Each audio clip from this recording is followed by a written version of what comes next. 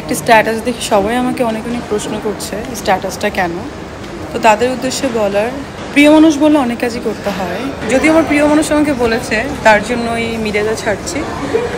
প্রিয় মানুষ বলে সব কথা রাখতে হয়, আর এটা তো সামান্য একটা ব্যাপার। হ্যালো এভরিওয়ান, কেমন আছেন সবাই?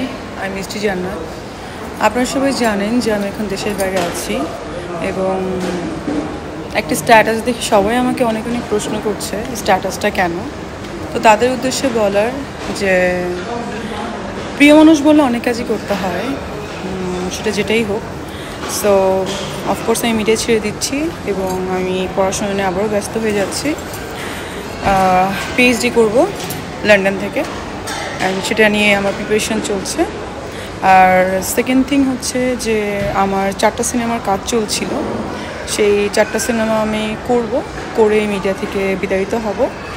এবং এই তো, প্রিয় মানুষ বলে যে কোনো কাজ করতে হয় এবং সেটাকে মাথায় রেখে আমি এই ডিসিশন নিয়েছি। ভালো থাকবেন সবাই, আমার জন্য দোয়া করবেন, আমার পরিবারের জন্য দোয়া করবেন।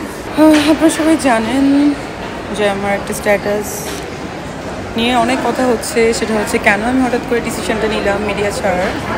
আমি দেশের বাইরে অবস্থান করছি এবং আসলেই আমি ফিল করেছি যে আমার পড়াশোনাটা কন্টিনিউ করা দরকার। যদি আমার প্রিয় মানুষ আমাকে বলেছে তার জন্যই মিডিয়াতে ছাড়ছি।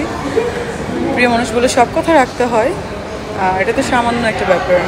সো আমি 4টা সিনেমা করছিলাম, সে 4টা সিনেমার কাজ শেষ করব, যেহেতু সাইন করেছি।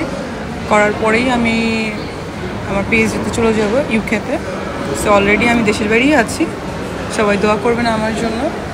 আর মানুষ যাকে পছন্দ করে ভালোবাসে তার জন্য তো এটা সিম্পল থিং।